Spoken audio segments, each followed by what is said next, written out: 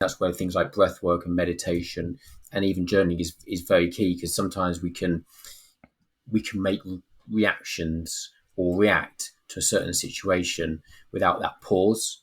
And that's where a lot of people, naturally have those issues, especially if there is those, anger issues, which usually anger issues comes from something from the past or school or this type of stuff. There's a lot of patterns on programs where people have picked up stuff, and then they become, it's usually, it goes back to, sometimes the school analogy to a certain extent, like someone's in class at school, and they tell a joke and everyone just laughs and roars, and they say this person ultimately becomes like the comedian, and that's really kind of how they're defined at school, then defined for the rest of their life, and the one who's drinking the beer and telling jokes, blah blah blah.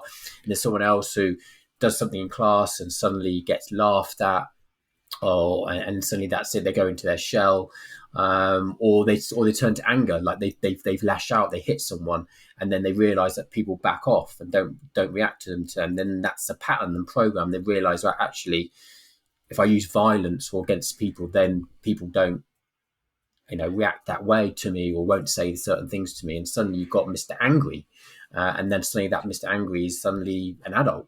So a lot of it is defined in the past from school, but it's being able to separate yourself from those emotions and just be able to breathe and have that pause to say, even though this is how I'm feeling, this is how I'm reacting, this isn't me, this isn't who I am, and be able to really sort of differentiate from. No, it makes a hell of a lot of sense, because they were like, in some of the emails, obviously, I won't say who like wrote them and that, but they were saying things like that you're the first person I've ever told. I feel like I can actually write this out, and and I've seen it in other like Reddits and things like that, and people kind of going, "Oh, I didn't realize," but then I'm now worried that my behavior might have been this, and and they're like, "Oh, but I don't know how." Like they use the anonymous, I think it is, on Reddit to put it out there, and I'm just like, that takes balls, because I remember you saying in one of your posts, whatever we're afraid of and we don't deal with owns us. If we don't tackle it head on, and we, like you're saying, like we make these things part of our story. Oh, everybody said I'm a clown. No, I'm not going to go in it. You don't be so stupid. You're an idiot. So we start tagging ourselves in, thinking we're not smart. So we make that part of ourselves. Did you find a way to look at your past and go, there's that red flag, there's that red flag? Was that coming through the journals, or did you build systems just to give yourself self-love and compassion, and just to kind of realize that you're an amazing guy, that was just some bad stuff that happened and you can change and be better? Yeah, I think exactly. I think I made some, naturally, obviously, wrong decisions in the past, which you know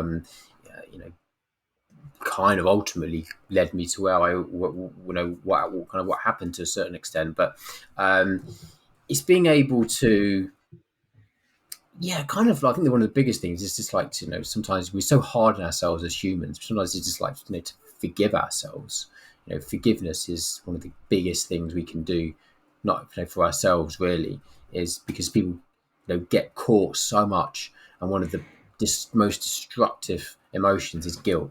Maybe people who feel guilty about what they've done in the past, or what they could have done, or what they should have done, and have that whole story like, oh, I should have done this, or oh, I should have done that, and they spin their wheels for years on end. But there's a guilt is so destructive in the fact that it's you against you. Like you can't change anything, and if you can't get over that and forgive yourself, you're just going to be on a hamster wheel to nowhere. And ultimately, guilt is probably such a destructive one. But I think for myself, I was always looking at, like, I just looked at and analyzed my life, or where I was going. It could be relationships, it could be work, it could be fitness, it could be like some of the pillars of what we look for in life.